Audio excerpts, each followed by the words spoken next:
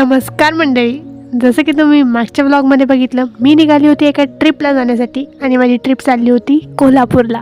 मी खूप एक्सायटेड होती कारण की मी माझ्या पॅरेंट्सशिवाय आली होती कोल्हापूरला.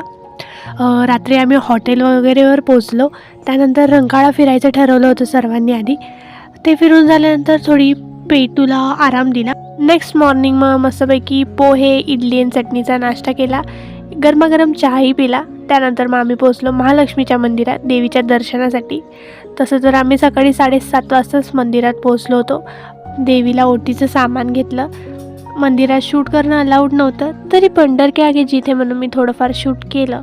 देवीचं दर्शन करून आम्ही निघालो. आता आम्ही कुठे निघालो आहे तर हे तुम्हाला पुढच्या व्लॉगमध्ये समजेल. तोपर्यंत तुम्ही व्लॉगला लाईक करा, चॅनलला सबस्क्राईब करा आणि चॅनलवर नवीन असाल तर नक्की सबस्क्राईब करा.